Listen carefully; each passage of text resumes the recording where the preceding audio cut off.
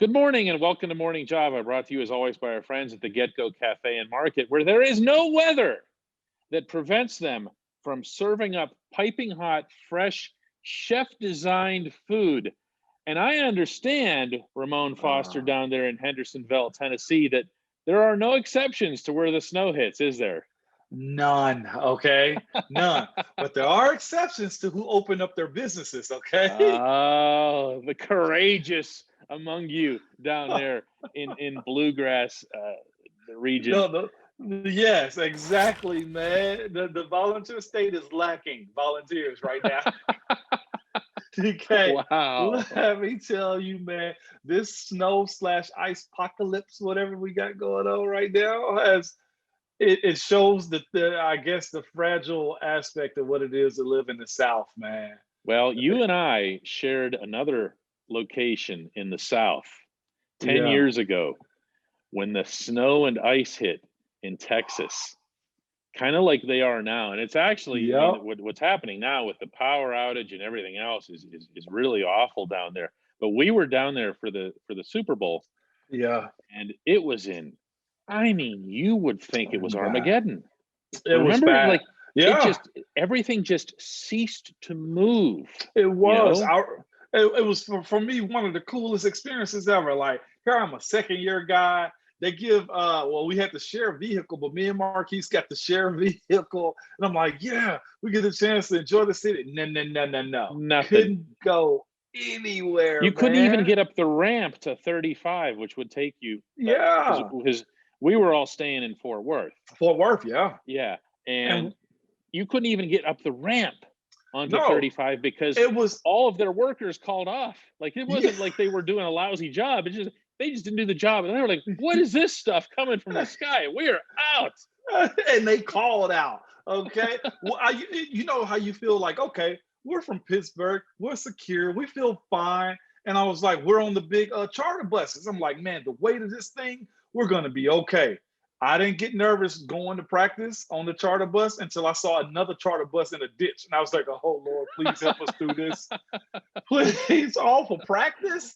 Yeah, Oh wow. you know, The but Steelers made some news this week. Kevin Colbert had his every winter session with the media, and of course, 99% of that was going to be about which topic. And was it l- number 6?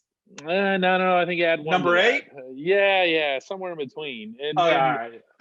you know, there's a lot of different ways you can parse every syllable of everything that Casey said, but at the same time, realistically, Ramon, it comes down to one thing. Do they want Ben back? And does Ben want to be back? What's your gut feeling on either of those counts? Bennett definitely wants to be back, and I hadn't talked to him. I just know this is what's been reported. He said, and again, before Marquise actually fully came through with me on his stuff, he reached out to me and said, "Hey, can you get Pounce to come back?"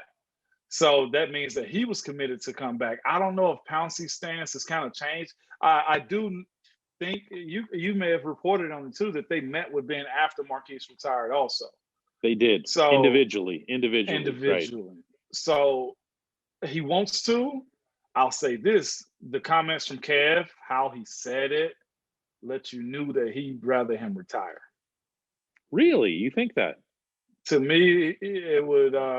If he wasn't sure about it, Kev doesn't want to break hearts. Don't want to leave a bad stain. I feel like, and I was a young guy when it happened the first time around. I actually thought when Troy retired that everything was good to go, like he was, ready to go. But there's stories always of going around that said he wasn't ready, and he kind of got the gold boot.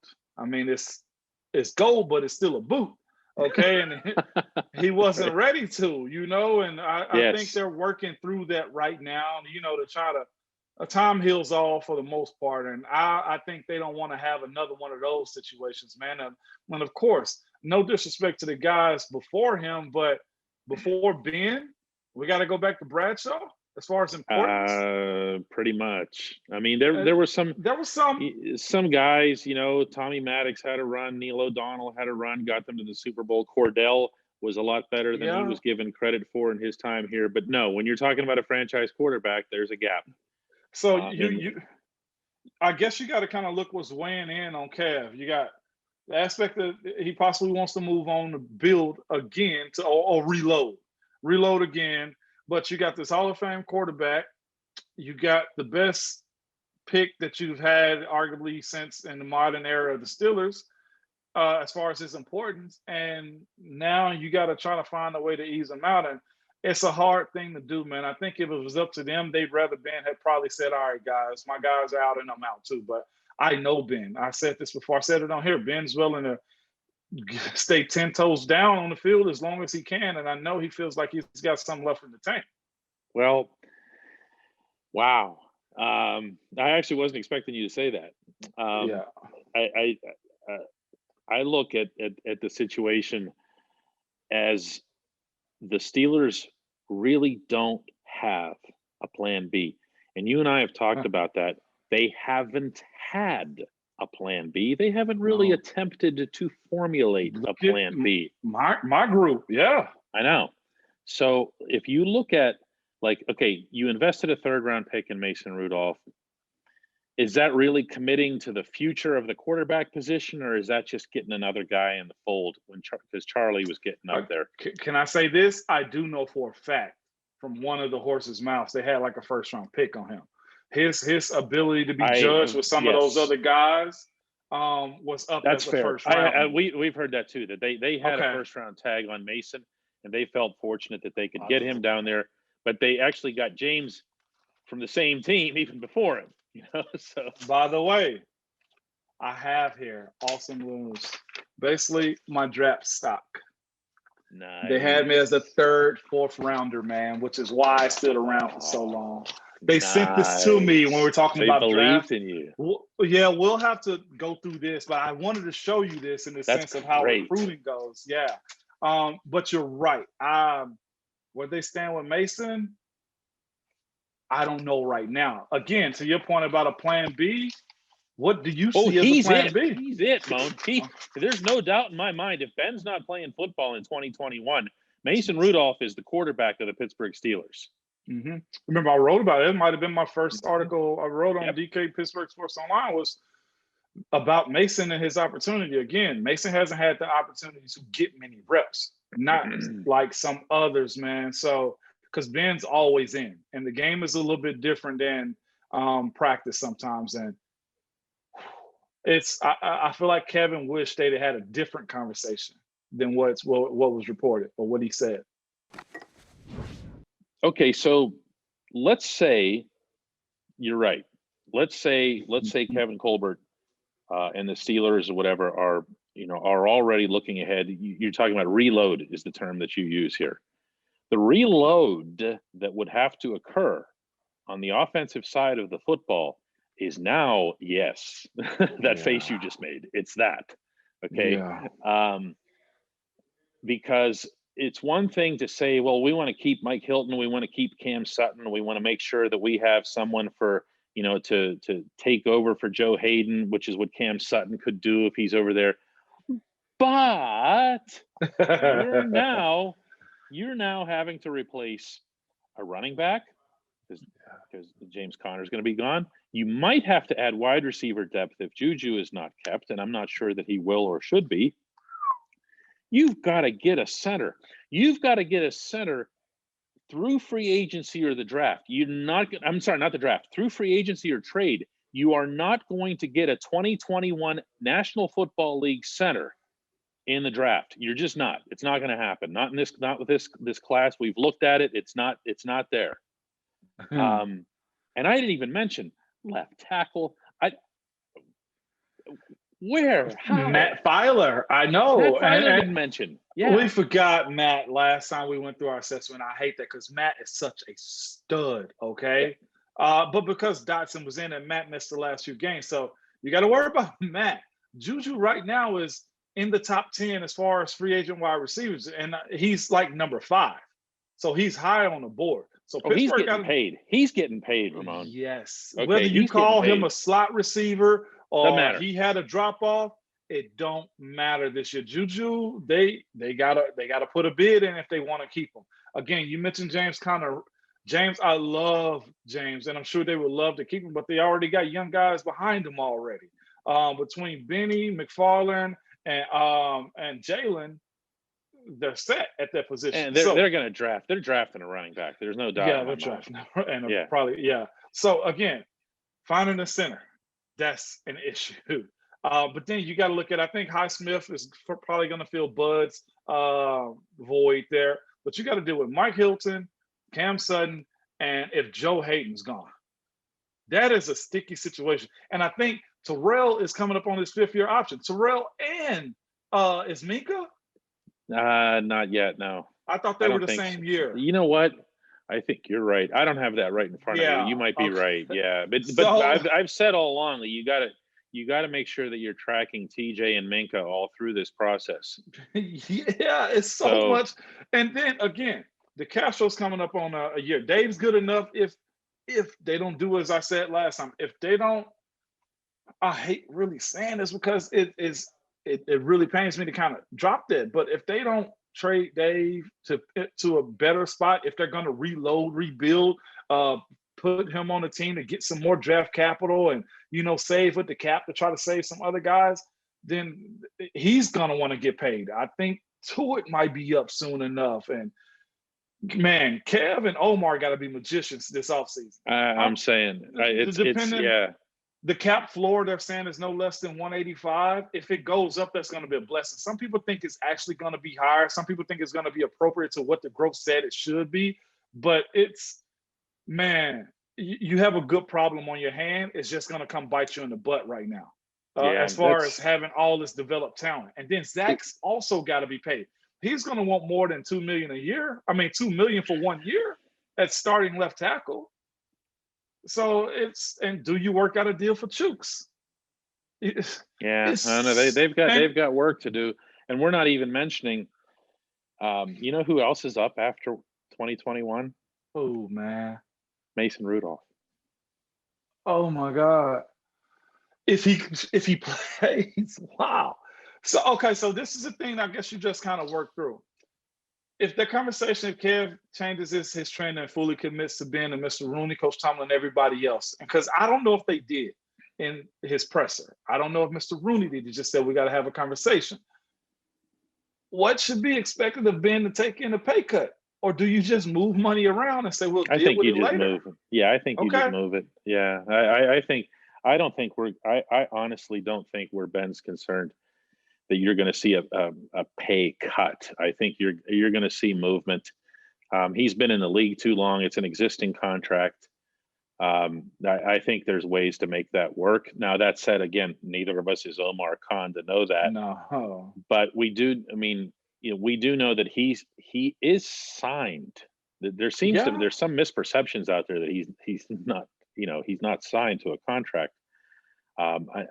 I'm telling you, Moan, I very rarely disagree with you on a show, and I'm really careful to do that because this stuff from the inside. But I just don't see a path around having Ben as your quarterback in 2021. I just don't. Man, there's some storylines around the league. This one's probably going to play every single day. Yeah, until we know what's going on. And what is it? February 18th, 19th? Mm-hmm. A long way to go yet. Yeah. I know March is right around the corner though. Well, that's when the big bonus comes in too, the league year and all that other stuff. And what does this team look like then? I'm like, I don't know. Dude. I don't know. You know what though? I hate to say this too, but that also reminds of how huge of a loss it was for them to fall apart the way they did in 2020. And they were aware of it. All those guys were aware of the opportunity that was in front of them with all that talent and Marquise and Vance and everybody else still in the fold. And I know. That's the other part we hadn't talked about. Tight end. Yeah. Ebron's a free agent. Vance I guarantee you Ben's talking about tight end. All right. Usually we break this thing up into 3 parts and whatever else, and we get real distinct. Yeah. We're not doing that today. We're just not. There's too much here. Especially since I'm going to go back to this again. Uh-oh. Not only do I not see a plan B other than Mason, but I haven't even felt the wheels in motion toward a plan B. Okay. Like I haven't felt this organization as being, you know what, let's get Mason ready for this. Let's build up Mason. Let's talk up Mason. Uh, Mhm. you know, I'm I'm with you. in order to want Ben out, you gotta want Mason in. Do you see Okay, what I'm okay. saying? Let me pause that. Okay, if Ben's back, I trust his judgment. I'll say that. I'm not pushing him out. I'm just saying I feel like they're trying to find a way out. Okay. And the reason I feel like you don't hear the preparation for Mason is because this isn't a regular year. Okay.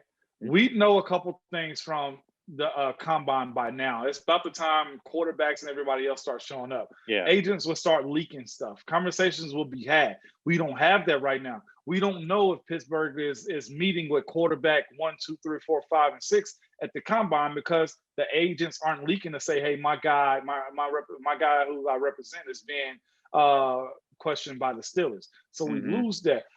You got to think also, the staff just came together. This offensive staff.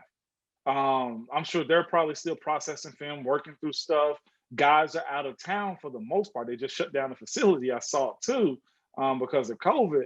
And there's just nothing else going on until No. we start seeing Although these college pro days. although I'm going to throw in here that Kevin Colbert did say he kind of just sneaked this in as a kind of a side phrase, but that how they're going to be looking at personnel a little bit differently on the offensive side of the football because of Matt Canada taking over and some of Uh, the college type things and whatever else. And right off, like I had another one of those little alarm bells go off there. yeah, Oh, yeah. really? Are you? Are you? Okay. See, Have you run that past the franchise quarterback? So look, I see both sides of it. I'm not saying that you're off. I'm not saying that I'm off. I know. Whatever. It's just Moan. You're the same guy who says to me all the time, "Oh, Ben's got these guys under his. They've always listened to him. He runs the place and everything else." I have a hard time seeing that change. You have a hard time buying into that, Yeah. but I'm sure Troy did too. Oh, Troy Um, did for sure. you see what I'm saying? Troy to me is one of the greatest I've ever been around. I'm talking about people, I'm talking about player, I'm talking about just seeing him as like, and it became a norm, but I'm like, this dude's a friggin' superstar. Like, he's a Hall of Famer, walking Hall of Famer. You knew he was a first ballot Hall of Famer, and it happened with him. With Matt Canada as the OC, man, if Ben is back, there's going to be a lot of difference. I think Hmm. Randy's not there. Um, do we see a full overhaul of the offense? Which is why I'm saying, like, if you didn't renew Randy, if you put Matt Canada, and we know he's overly progressive, do you give him a year just saying, "Hey, do what Ben want to do," or are you catering the offense fully to him, or does Ben buy in to say, "Hey, hey, I'm the captain now. You do as I say as your offensive coordinator." Do we see Ben doing that? The play actions, the dropbacks, the rollouts, and stuff like that. I think he's capable of it. I just don't know if that's in the plan though so far. I don't know. I mean, if you're, I've written this, but if you're the Steelers, you can say, hey, Tom Brady went down there and worked with your best bud, BA, and BA put Brady into some very uncomfortable positions for himself Yeah. in the first 4 or 5 games that Tampa Bay played.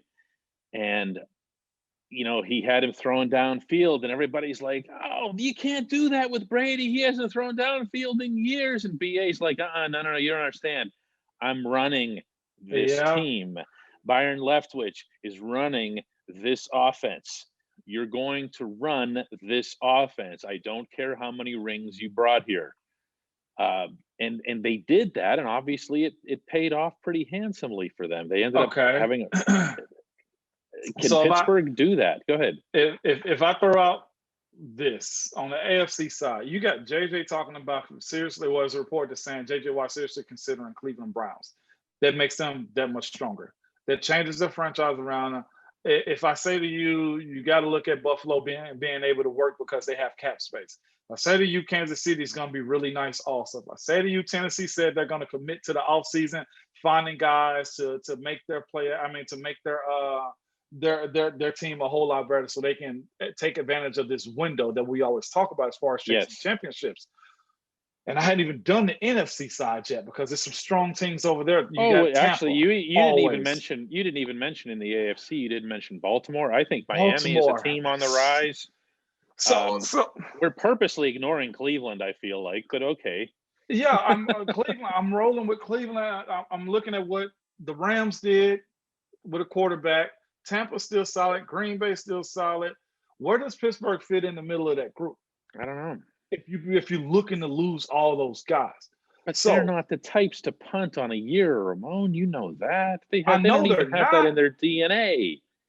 But DK, this is gonna be in this next month. We're gonna have to find out a whole lot of stuff. And again, as we started off this segment, it starts with 7. Yeah. Period. Best job ever.